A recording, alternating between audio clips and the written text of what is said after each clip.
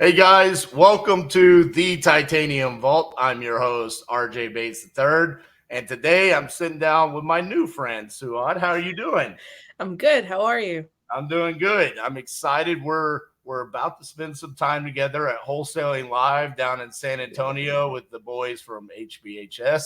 Looking forward to that, and that's what brought this on. I saw that you were going to be a part of that event, and I said, "Look at this, female closer competing in the wholesaling live competition. This is what people ask for." And so I looked you up. I saw, man, you've got a lot of really great things going on. So I said, man, I got to get you on the podcast. So for the people that don't know who you are, tell them where you're from and what it is that you do in real estate investing. Right. So for those that don't know, my name is Souad Mehdoun. I started wholesaling real estate as my first gateway into real estate investing, and that started right after college and right at the peak of the pandemic, which actually brought a lot of people into the real estate game. Yep. I started off as a college student, graduated with a finance degree, and then had a job at actually a window company. A little bit of their sales department, but mostly in their finance department. And we all get laid off, right? COVID hits. There's no more, there's no more work. There's no more jobs. Everyone's kind of back at home, and it just put me in this space where I was never able to have before. Like being stuck in college, there's always something to do, whether it's schoolwork or when you have a job. But with COVID, now I had nothing but free time. And so I used that to actually find side hustles. And that was kind of also the peak of TikTok and like Instagram reels. Right. So you'd see all these little side hustles out there, and I tried most of them. I kind of was into that shiny product object syndrome, and so I jumped onto everything. We're talking drop shipping, Amazon FBA, everything that you would think of. I at least dabbled into it, started accounts with it. I needed something to do within that free time. And it wasn't until I found wholesaling that it kind of really piqued my interest. And it wasn't until I closed my first deal that I really cemented that this is what I want to do. And so that's kind of how I got my start in wholesaling, and then eventually moved on to real estate investing with fix and flips and rentals, and then eventually jumped into the tech world and call centers and leads and skip tracing. But yeah, that's kind of my journey of it. Love it. So you found wholesaling through Reels and TikTok. Hmm. What about that stood out? Like, hey, this is something I could potentially do. And how did you get started? Was it just straight cold calling people, or what was like your first steps there to go get that first deal? Right. So real estate has always been something of interest. Like I think we've all grew up with those fix and flip shows where you see someone takes a property, fixes it up and then sells it and they're making so much money. And so it was always interesting to me, but it was always so far away, right? I can't afford to purchase a property. I don't have down payment. I don't come from a home where that was even an option. And so it was always something that, that's for the people that have money or have connections. And so when I hear of this career choice where you can get into real estate, you can technically own a property and kind of flip it over without actually owning it, without putting any money. Your credit didn't have to be involved. And it was just like, this is self explanatory. Why wouldn't I join? It's a very low cost and low to start. I might as well give it a try. And so I did what everyone does. I go on YouTube and I search up a bunch of videos, and I go on Google and I'm searching up through forums, through people's tips and tricks, and I just started. And I think that's what a lot of people don't do is really start. They focus on that whole getting as much info as they can. And I can say I probably took about 2 weeks of learning wholesaling, which was probably not enough, but I just wanted to do it. Like I just wanted to start. And so like I would watch these videos, I'd have a notebook and I'm writing everything down that seems interesting, that seems like it would help. And then afterwards just started calling. Like driving for dollars was the first one. It's the cheapest ways. Drive around the block, drive around different towns. I drive around the towns that I knew there was distressed properties. I take those addresses, I plug them onto truepeoplesearch.com. I couldn't afford to skip trace anything at the time or purchase a software. And so I'm doing everything manually. And then I hear about public county records. It's like you can call up your county clerk's office and they can give you all these paperwork. And I did that as well. And the same thing, skip tracing it manually, like one by one.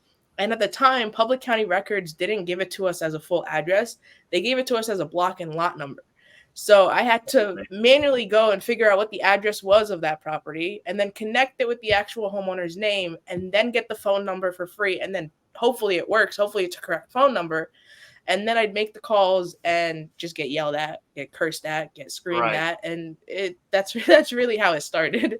That's crazy. Um, So I have a question, because obviously you have the degree from Fairleigh Dickinson, and I'm curious because so many people, you're right, 2 weeks, they get stuck in this YouTube university. They've analysis paralysis. They don't know enough, so they don't take action. And then the next thing you know, they fast forward a year, and it's like they've been watching YouTube videos for a year, but they've never even talked to one seller. You took 2 weeks. Do you give credit to kind of your background of studying in college and getting faced with new ideas through that, and that kind of led to your saying, hey, it's time to take action? Or is that just kind of your personality? Right. That's a really good question. Because college in a sense has always been looked down upon, especially lately. Yeah. If you're not going to be an engineer, a doctor, or a lawyer, you should probably skip it. And so being me, I actually started college with a bio degree. My first 2 years, I was in the biology field. And it wasn't until I took one accounting class that I was just like, okay, maybe I want to switch to business. Maybe this is the career path that I actually like and enjoy. I preferred these classes over any biology or chemistry class. And at the time it was a really big decision because I came from just such immigrant parents where being a doctor and lawyer is all they knew. If you really want a good career, those are the career paths that you follow. And so when I told them that I'm making the switch to business, it wasn't the happiest moment of their lives. But they fully supported it. They were like, whatever you want to do, go ahead, as long as you get a job at the end of this. And that's why I kind of went with finance, even though my real goal was to go with marketing. But it was just so hard at that time to find a career path within marketing. You would have to go through internships and experience levels to really get to the point where you want to get. And so I ended up going with finance. I know I'd have a job in finance just about anywhere. And so when I graduated and really jumped into the wholesaling side and really did the studies of the same as I would take any course, like put the notes in a notebook. Like I'm still a pen and paper person. So like I really like to write my notes on a notebook. Like I hate just typing it up. So that was another thing. And I guess with the college background, it kind of shows you that when you learn a chapter, you go and implement it in like later chapters. Like everything that you learn in the beginning is something that you're going to eventually implement. And with wholesaling, it's like I got the foundation. I understand the pros and cons. I understand the risks. I mean, I'm just going to be watching the same repetitive videos that are said in different ways by different YouTubers. So at that point, it was just like, I'm just wasting time. And it was also where jobs were starting to open back up remotely. And so I had to make a choice where I'm going to continue the side hustle route or I'm going to go back to my job. And so I had to start, and that's what I did. I started making calls, started making text messages. Ringless voicemail was a big thing at that time. Yep. Door hangers was a big one. And yeah, that was really the start of it.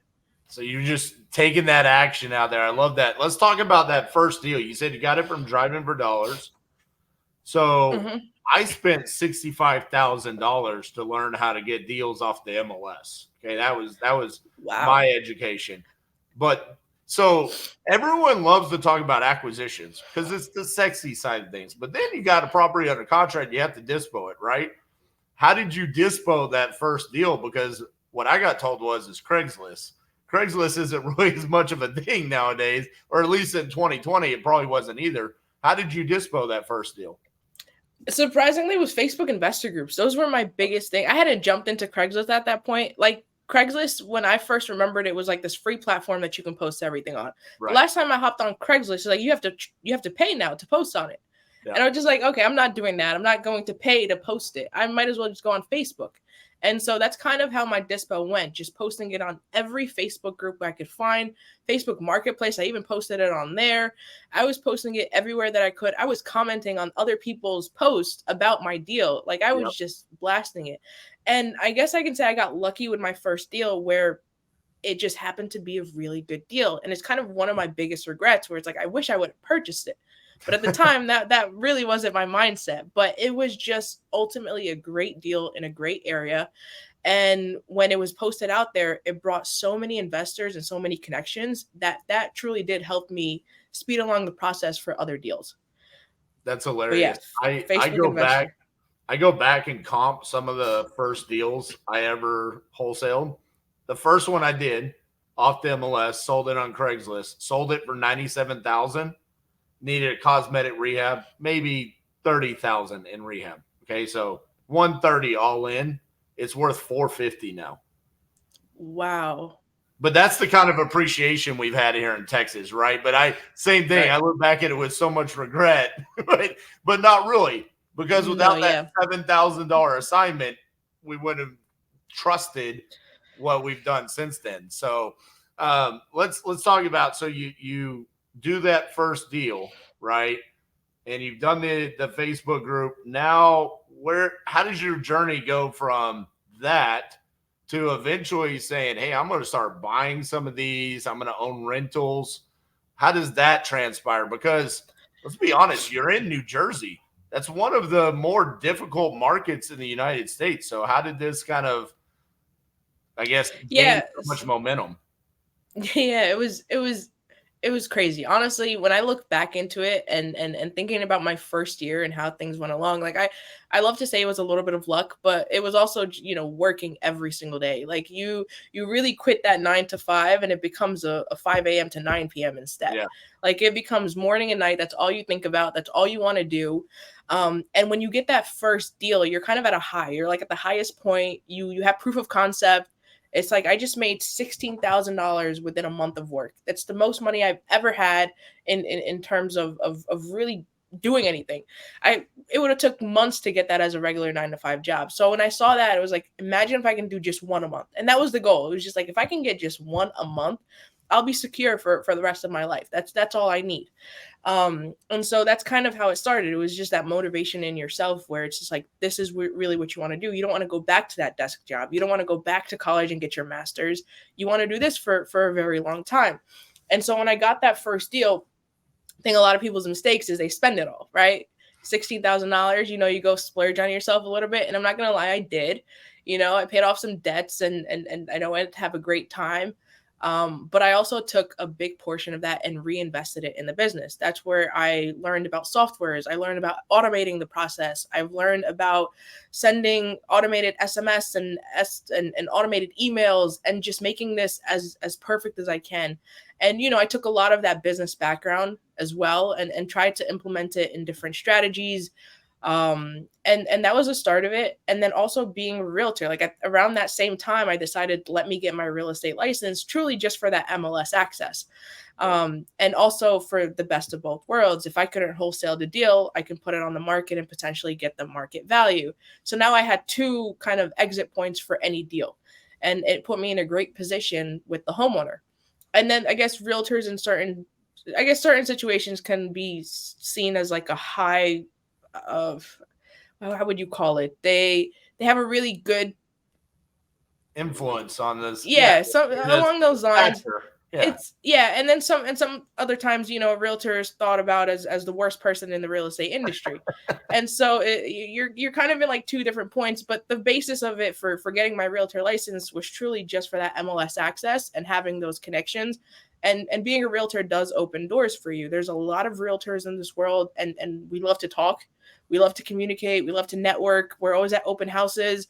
So it put you in a good position to really learn about this field. Keep in mind, I knew nothing about real estate. I had no clue how to purchase a property, how the steps go through. And I got lucky where my first deal didn't have any issues. So I didn't see the bad sides of things.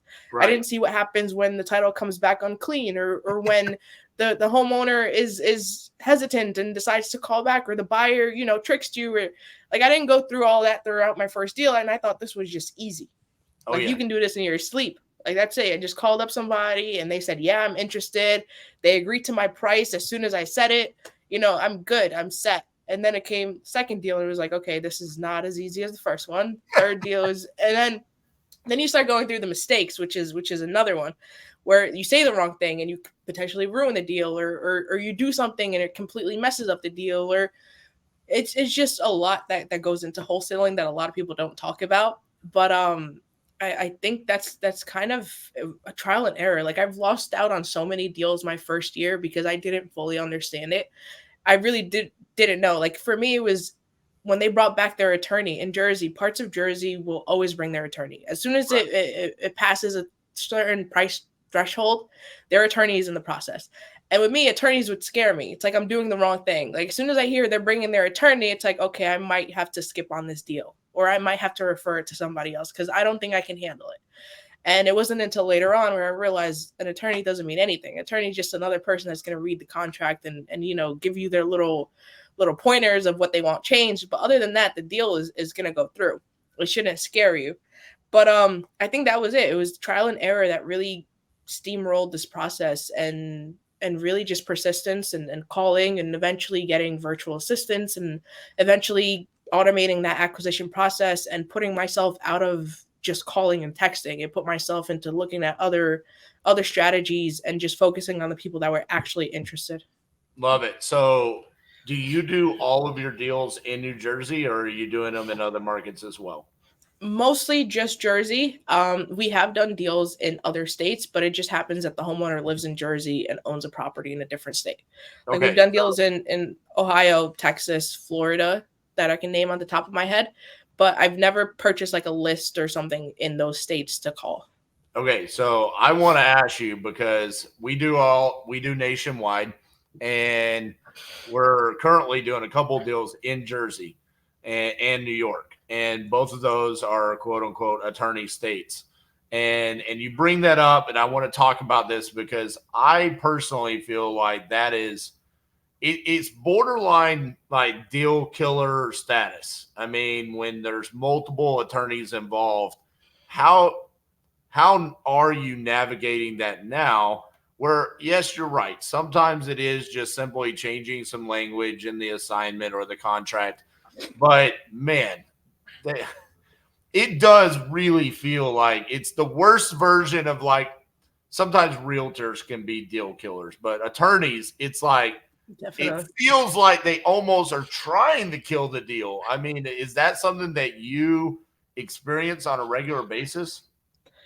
Yeah, when attorneys come in, it's this really tricky process. And there's actually a story where we had an attorney take our deal with them. It was absolutely insane where we came up to this homeowner. It was an inheritance. They were looking at, just really just taking anything for it. It was a hoarder home. It was just absolutely just needed a lot of work to say the least. And so we came in, we gave an offer, and the homeowner agreed. He said, "Yes, I just need this gone. As long as you guys can close as fast as possible, I'm good." We sent over the contract. He said, "I just need to send it to my attorney for verification, and we'll be good." 2-3 days pass by. I'm following up, and he's not really responding. I reach out to the lawyer, and he's like, "Unfortunately, this deal is not going to go through. Um, he's no longer interested." And I was like, it doesn't make sense. He was highly motivated just 2 days ago, and then it goes through the attorney, and now it's gone. And so we end up actually reaching back out to him, and he says, "Yeah, unfortunately, I sent it to my lawyer, and he said that he can actually offer me more than you guys can." And it was like the first time I've ever heard that. Like I've seen other wholesalers take your deal and other Right. investors take your deal, but for an attorney that's supposed to be reviewing the contracts to outbid you, that was something I've never heard of, and never seen.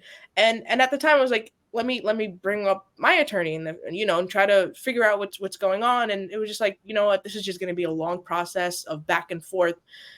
You might as well just give it up, right? It's going to cost you more money and going back and forth. And technically there's no laws against him bidding on the property. And so we ended up just losing that deal. And from there, it's kind of like I wouldn't trust an attorney with anything at this point. And so that's kind of how it goes. But in states like Jersey, especially, if they're bringing up the attorney, the best thing to do is bring up your attorney. Like it's a Yeah. cost that we need to factor in now. It's like every time that there are attorneys in place, the only other person that they want to talk to or even want to, I don't know, it's really bringing another attorney. That's the only person that knows their language and knows how to deal with them. And so that's how it works. What drives me crazy is, and it's funny because we're talking about this because I had zero intentions of talking about this, but because you're in Jersey and you brought it up, wholesaling live, the contract that I got that won me that belt right there, which you're going to be at the next one and we're going to be competing, was in New York. It was in the Bronx, and it was a huge deal. Locked it up for $1 million. It was a triplex. And the seller immediately, like a week after we signed the contract, wanted to terminate because her family's home in Florida got devastated by a hurricane. So she said, my Florida family is moving up to the Bronx to live in my triplex, so I can't sell. So what we said was, well, instead of doing that, why don't we just extend? So we gave a year-long extension. She signed it. 6 months goes by. She says, hey, family is moved out. I'm ready to sell. So we started marketing on InvestorLift. We find a buyer. And then it was buyer had an attorney, seller had an attorney, and both of those attorneys wanted us as the wholesaler to have an attorney.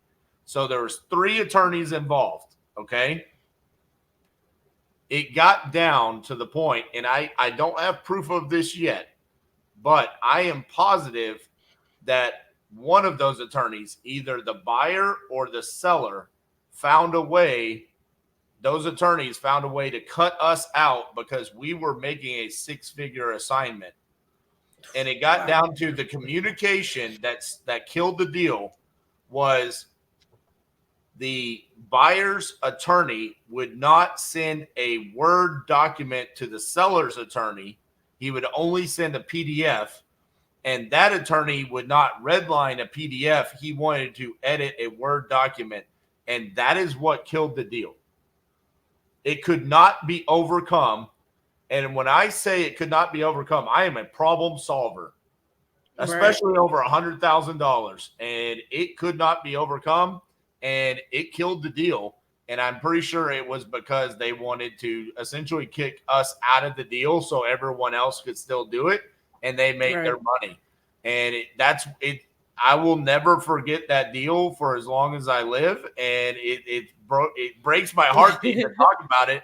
But I think it's important for people to know when they want to do virtual wholesaling and they're in an attorney state, that's a whole different skill set that you need on how to navigate those conversations and make sure that those types of things don't happen to you. So appreciate you talking about that because we've never really discussed that before. So let's talk about where you are today because you've got all kinds of things going over. Check out the show notes, the description below to see what all you've got going on. But you've built out a full-on team and you're wholesaling, you're rehabbing, you're buying rental properties. So how are you navigating that? Because those are essentially like 3 different businesses. So is that a stress on you, or is it something that you're passionate about and you love now? I mean, I absolutely, I can't say more than I love what I do. Like I wake up so grateful that I got to where I am, and in such a short amount of time. Like keep in mind, I started this back in 2020. We're in 2023, and it blows my mind to even think that I'm in this position. But I'd have to say that it's the people you meet that truly do make it or break it. Like with me, when I was wholesaling, that's all I knew about. I was not going to jump into fix and flips. I wasn't going to jump into real estate investing or the tech world. That was something else. That's next level. Like I'm comfortable here. Like I'm set. I'm making steady income. My bills are paid. I'm fine.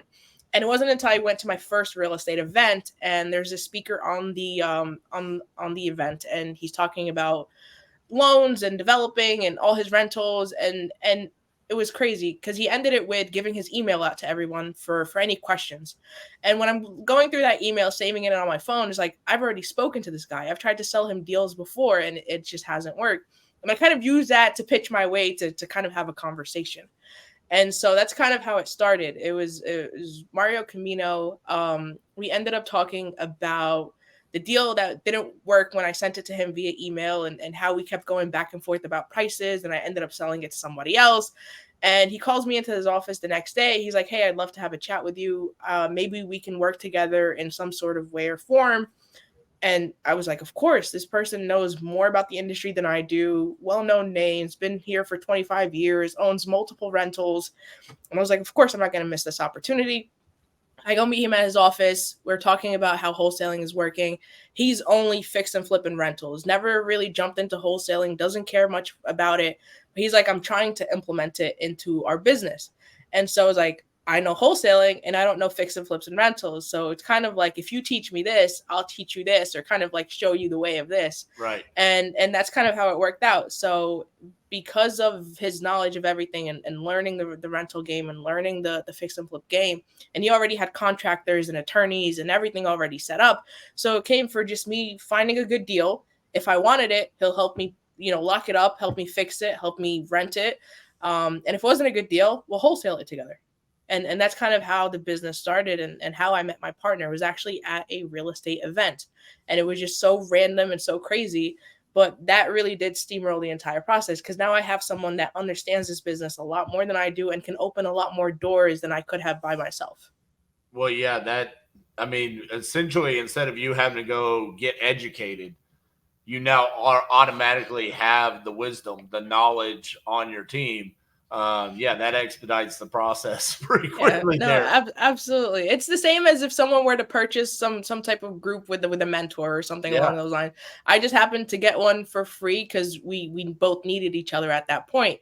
And so that's kind of how it worked out. I ended up finding a mentor and a partner in one, and that really did make this process a lot easier, because it would take me years to learn the stuff that I did in the short amount of time. It's like any question I have is a phone call away.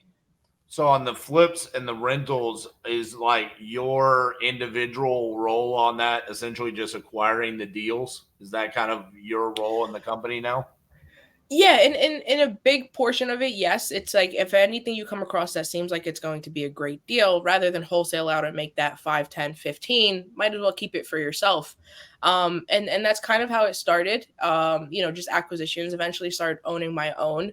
And then I kind of wanted to step away. I think the market kind of started changing and shifting, and it's crazy, because within that 3-year time period, from learning to COVID to the market at all-time highs to the market rates at all-time highs, like, a lot has happened within the 3 years that you don't see. Oh yeah. And so it's like you got to learn a lot about the industry really, really fast, because you're seeing stuff that wasn't happening. And so at the time I decided, I don't need that much risk. I'm not the biggest risk taker. I'm good with wholesaling. It's still working. I'm still making deals. I'm still making money. I'm going to put a pause on everything else. I have rentals, I'm getting the cash flow in. I'm going to stop with the fix and flips. You have big time investors that are losing money in flips. I'm not going to compete nor try to jump in. So that kind of put a stop. And so from now, it's really just been the tech world and wholesaling. That's really my bread and butter and everything. And with fix and flips and rentals, I guess I'm hoping, like everyone else, for the market to get better or maybe crash a little bit, but somewhere between that. But it's kind of like a waiting game, just like everyone else, but still focusing very, very hard on the wholesaling of it. So I have to second everything that you said. 2020 and 2023 has been some of the craziest years, because I think like you said, we were at like an all-time high. It was almost like any deal you got under contract, you could dispo to somebody. And then all of a sudden overnight, interest rates went up. Everyone stopped buying. And it's like, now what? And then all of a sudden everyone kind of got used to the new norm, right?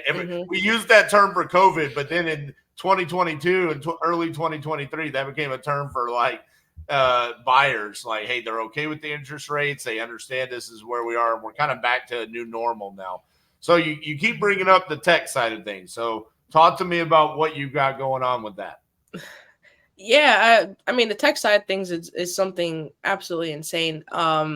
Just because it's a whole nother ballpark. The e-commerce world is a whole different set of rules and regulations, and just overall the process itself has just been, you learn so much in real estate, but then you jump into tech and real estate together, and now it's like, wow, like your mind is blown.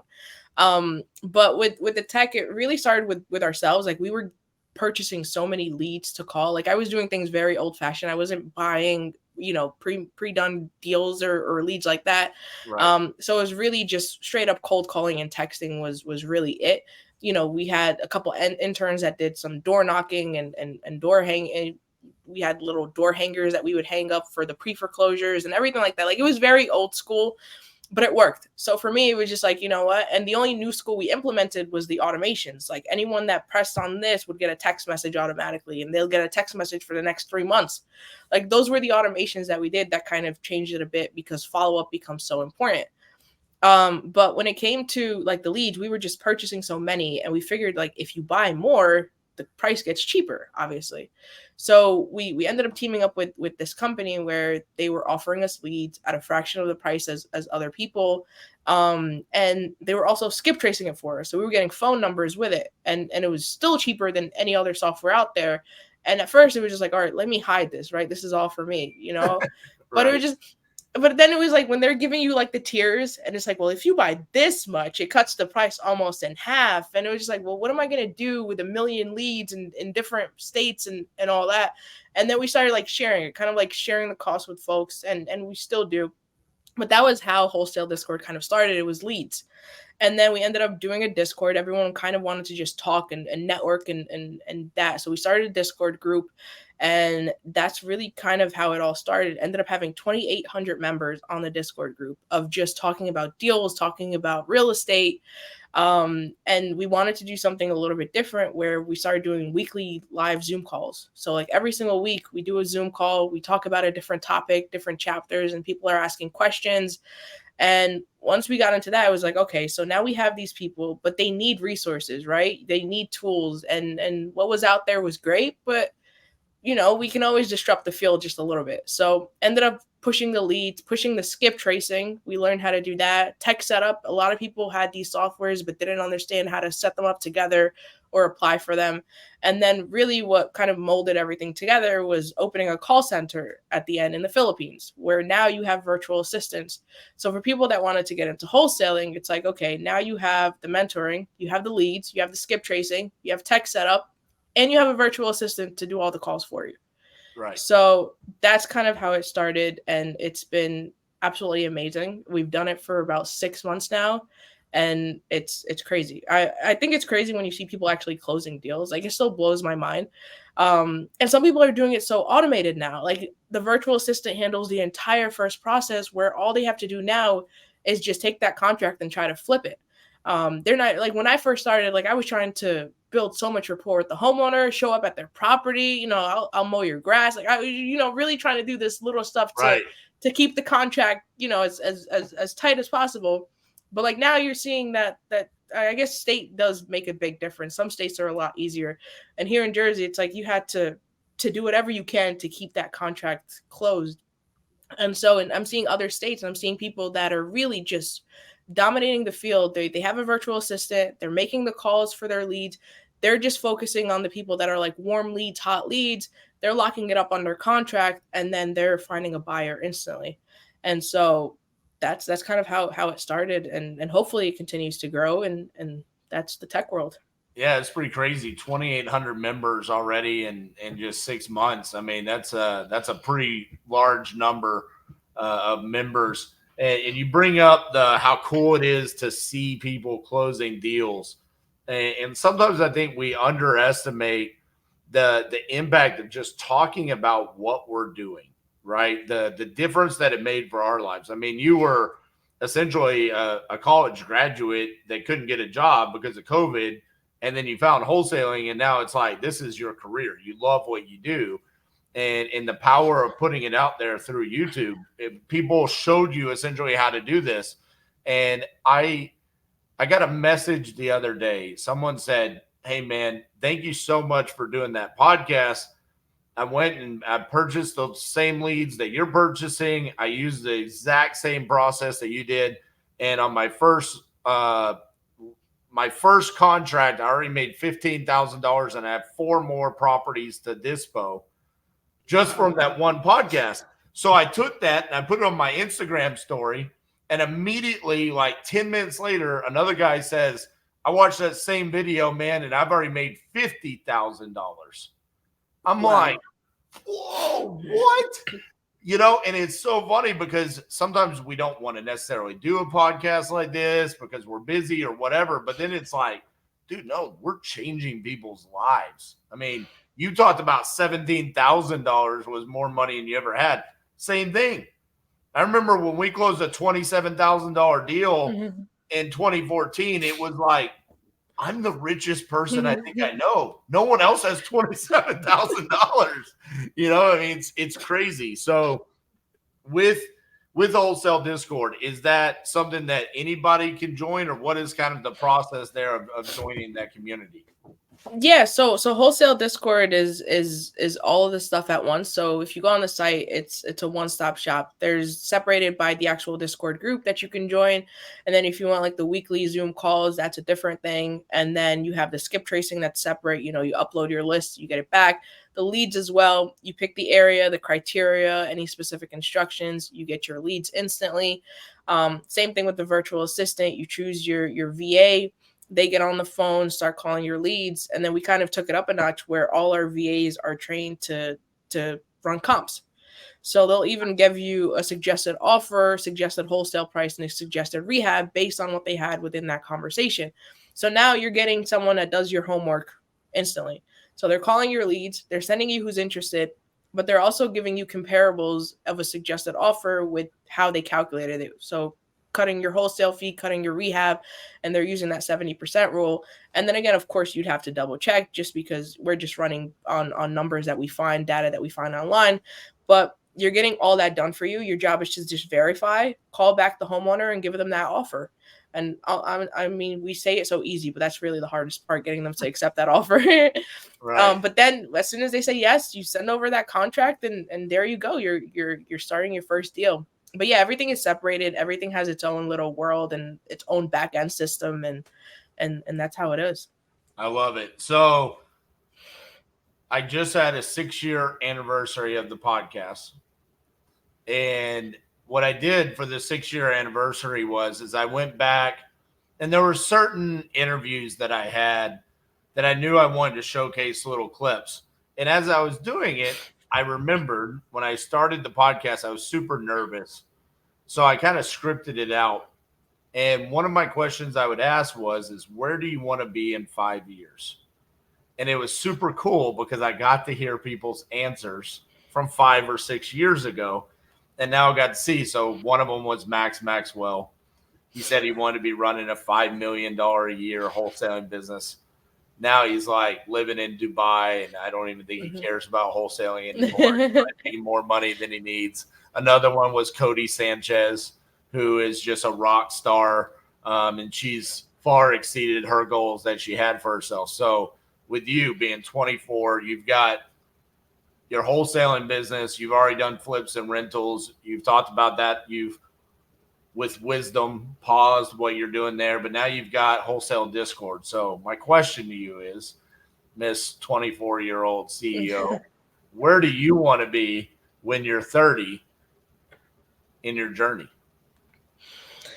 That's such a good question, because you always think about it. It's like, where do you want for your next steps to be? Like, you don't want to stay settling in water. And I always go through that, where like I'll go through these moments where I feel like I'm not doing enough, or I'm not where I want to be, or I feel like I'm too comfortable. But it's just also in a sense where I'm content where I'm at, where all my bills are paid. If I want anything, I can have it. Not really anything, but like if I really wanted something, I can purchase it. My parents are okay, my siblings are okay, and that's always been the goal. And so from 5 years from now, honestly, I would hope I just be content. I hope that everything is paid for. I hope that I can continue growing as I'm growing. I'd love to hit 1 million. That's kind of like an ultimate goal, become a billionaire. That millionaire, that's ultimately everyone's goal at the end of the day. But yeah, I think that's about it. Just to be financially stable, have that financial freedom that comes with the real estate industry, make sure everyone that I love and care for is taken care of. And so that would be the goal. Just and then maybe hit 1 million. I think that's still always the goal. So that's it. In about 5 years, if I'm back on the podcast, hopefully I'm a millionaire by then. Whether it's the tech world or the wholesaling world, or just who knows what else is out there as we go, especially now with AI and everything. But that's the ultimate goal, just to be financially stable and secure for myself and for my family. It sounds like family is an important part for you. You've brought that up multiple times through the podcast. Is that something that's specific to you? Is it part of your culture? Where do you think that comes from? Yeah, I mean, I think culture plays a big part. Like, we're a very close family. just how we've grown up, it's always, you know, family dinners, family breakfast as much as we can. So I spend so much time with my family, and it's always, you know, you see your parents work their butt off to get you to where you're at, right? You know, especially when you come with immigrant parents, it's like they come to this world absolutely knowing nothing, not a dime in their pockets. They come into the States, and they really do try to make the best of it. And I saw that with my dad, especially, you know, worked from gas station to bread factories, like the lowest of the lows, and then eventually, you know, worked himself up. And so it's such a great example to live by, and see that he's done it, so I can possibly do it as well. You know, and his biggest goal was always just to make sure that we were okay, that we can have everything that we've ever wanted. And so it always, you know, when I started, you know, making decent money, it was like, as much as I can give back to my parents, I could. Like, I can't fully retire him now, but that ultimately would be a great goal to have. That I mean, I'm hoping I can do it by next year. That's kind of the goal, not in 5 years, but hopefully retire him by next year. And that's really it. I love my family. They're absolutely great. They've been great motivators. They weren't as excited when I jumped into real estate and didn't go back to finance, but I don't think they did it at all. I think they're proud, and yeah, I couldn't have asked for a better family and a better support system through this journey. That's awesome. What an amazing feeling that'll be when you retire your dad. I mean, Yeah. just I'll say this. The my dad passed away in 2012. Sorry. The last conversation I had with my dad was telling him I was starting my own business. It wasn't real Wow. estate, but I'll never forget seeing the pride that he had, knowing that I was going to go out and create my own journey, because that's the same thing that him and my mom did in 1992 when he quit his corporate job and he said, "Hey, I'm going to go out and I'm going to create my own reality with owning my own business." And then 20 years later, I said the same thing to him, and I'll never forget that look that he had, of tears in his eyes and how proud he was of that moment. Um, it's amazing that I don't know if I'd still be here if it wasn't for wholesaling and if it wasn't for real estate. And I've always said the reason why I do this podcast is to give back so other people can change their lives, just like you. You found this through YouTube, and it's amazing to see that, and to see that now you're at the point where it's like, hey, I'm out here with 2,800 people in your community learning how to do the same thing. That's awesome. I'd love to have the opportunity to come into your community and share what wisdom I have about this. For the people that are not already following you, what's the best platform? Obviously, to join the Discord, but where else can Mhm. they consume your content? I mean, it's everywhere. I think I post more on the short reels and TikTok side of things. It's just easier 1 minute videos to sit down and talk about a specific topic. I'm trying to be a little bit more consistent with YouTube. Like, I think I'm averaging one a month, which is not great. I know people that are doing like one a day, which just blows my mind how they're getting it done. Wow, that's absolutely insane. It's just like with me when I start talking, like I'm not the biggest talker. I never was. I was never into public speaking. I actually took a class in college to try to overcome it. Didn't do great. I think I got a B in it. Which would, you know, I guess with me I was a straight A student, so like that was always the goal. To get a B in public speaking was just absolutely insane, but I was never really good at that public speaking thing. And so when social media came into play, it was kind of like a personal diary. So on like TikTok was like the first platform that I actually used. In the bottom, I had them all private, where it was just me saying like, day 2, I'm doing this, I'm making all these calls, or day 3, I'm walking through this neighborhood. And they're still private. I never really uploaded them just because they were just so cringy and old, and I still didn't know what I was doing. And so that's how it started. It was kind of for myself. And then, you know, I was talking about this first deal, and someone said, you should post about it. That deal is like crazy. You just made $17,000. Like, you should post about it. And so I did. That was kind of like the first video I ever did. Right on TikTok. I talked about how I got it, how I closed it. And then you start getting comments. about how did you do it? What did you use? And then it became, okay, now I'm not doing a diary. Now I'm just answering people's questions. And I guess I explain things very, very simple and very easy, which it's just how I like to learn. I like to simplify it as much as I can. And so people really like that and people really resonated with that. And I know my audience is a little bit of younger generation college kids just because we relate so much in that field. And so that's how it kind of started. That's how the social media thing started. And so TikTok is usually the first one where I post that. Instagram Reels is the next one, and then eventually I can get as consistent as you do on YouTube. But yeah, those are the main ones. Well, I will say this, not to put any pressure on you, but the real estate investing community needs to hear more from you for so many reasons. First and foremost, because you're a woman. And it's important. I have a female partner and I love her to death, but she does not get the enjoyment out of this that I do. She gets the enjoyment about being on the floor with our team and helping them create their realities and solving sellers' problems and getting deals across the finish line. The problem is that there's not enough women putting themselves out there in the real estate investing industry. Let's be honest. I could go on a string of 250 straight podcast interviews with white dudes. Okay. There's plenty of white guys that we can interview in real estate investing. To see women and women of color, whatever that is impactful. More people want to see it. They crave it. And I say this from being one of those white men. I say all the time, we're all for it. We want more women to stand up and be it. And so I ask you, you're doing a great job already. You have a following, you have the Discord platform. More consistency on YouTube would be great, but you're 24. I'm 38. You've got 14 years to get to where I'm at.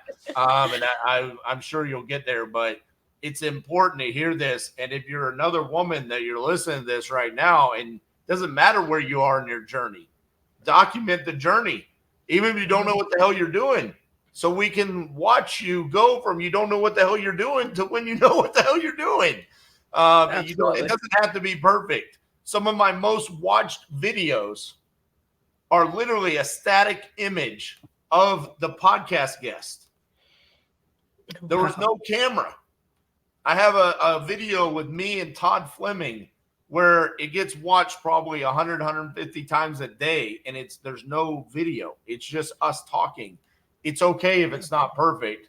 It's about the content. People want to see the content. So please, more content from you. People want to see it. And I'm honored to share the stage with you at Wholesaling Live.